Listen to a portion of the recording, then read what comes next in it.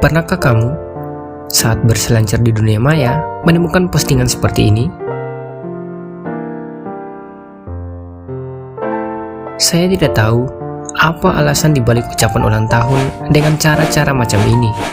Hemat saya, ucapan ulang tahun dengan cara-cara ini hendak menunjukkan bahwa orang tersebut kehilangan eksistensinya.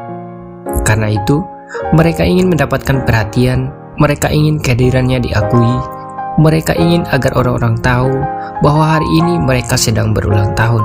Kehadiran mereka di dunia nyata nampaknya hanya representasi dari kehidupan bahagia yang sengaja ditunjukkan. Namun, di balik itu semua, kesepian melanda. Itulah sebabnya kita akan selalu menemukan orang-orang yang butuh ucapan-ucapan kita.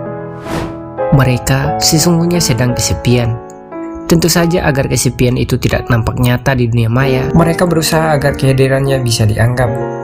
Paling tidak, lewat kalimat sederhana happy birthday to me tersebut, kita hanya perlu menuliskannya di media sosial, kemudian orang-orang akan mengucapkan selamat. Sungguh, dahaga kita akan perhatian terpenuhi, bukan? Kemungkinan besar hipotesis yang saya pikirkan adalah karena si pembuat ucapan semacam itu ingin menunjukkan eksistensinya.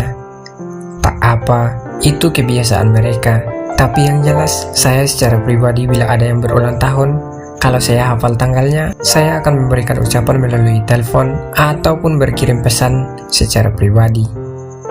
Hal itu saya lakukan semata agar perhatian dan doa yang saya berikan hanya mereka dan Tuhan yang tahu.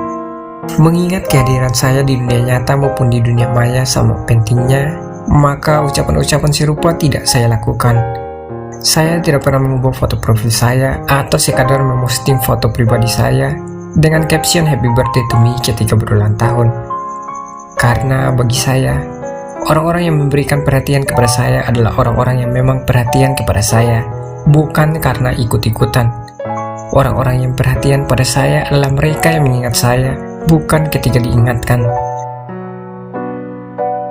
Eksperimen pribadi saya beberapa tahun terakhir adalah dengan menyembunyikan tanggal lahir saya di media sosial. Dan kau tahu apa yang terjadi? Saya hidup tanpa memikirkan ucapan apa yang akan saya terima setiap kali saya berulang tahun. Dan dari sini pula, saya mulai membiasakan diri dengan hal itu. Berulang tahun diucapkan secara pribadi dan membalasnya juga secara pribadi. Hal ini kemudian membentuk kebiasaan baru bagi saya, yaitu ketika ada teman atau kerabat yang mengucapkan selamat ulang tahun, saya tidak memosting ulang screenshot ucapan selamat ulang tahun tersebut pada status media sosial saya.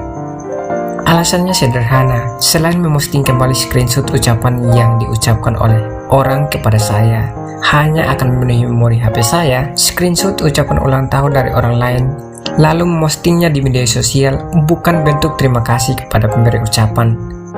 Logisnya, karena saat diucapkan kalimat selamat ulang tahun dengan berbagai versi orang yang mengirimnya, tentu kita membalasnya dengan ucapan terima kasih.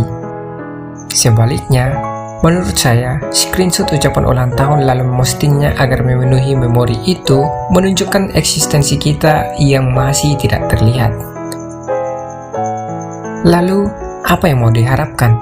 Ucapan syukurkah atau eksistensi diri? Meminjam teori eksistensialisme milik Opa Jean-Paul Sartre, seorang filsuf kontemporer dan penulis Prancis yang bersabda bahwa eksistensi lebih dulu ada dibanding esensi, maka saya pun terpaksa harus mengaminkan suara sumbang yang mengatakan bahwa perbuatan demikian sejatinya menunjukkan bahwa kita adalah makhluk yang kehilangan eksistensi.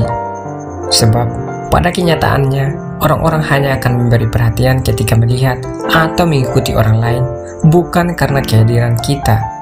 Padahal, kita tahu bahwa penambahan usia adalah ungkapan syukur pribadi yang saya tidak tahu tujuannya apa, sehingga itu harus diumumkan dengan menguploadnya pada media sosial. Untuk mensyukuri berkat ulang tahun? Atau menunjukkan eksistensinya yang kian redup? Karena itu, perlu diangkat ke permukaan agar orang tahu bahwa ia ada. Sederhananya, itu hanya akan menimbulkan kesan bahwa kita hanya akan mengingat seseorang ketika ia memosting, bukan karena mengingatnya. Lebih dari itu, eksistensi diri kita sama sekali tidak ada artinya. Daripada demikian, maka lebih baik tidak diingat sama sekali, bukan? Tapi, terlepas dari semua teori cocok logi saya ini, saya kira semua orang berhak untuk bahagia dengan caranya masing-masing.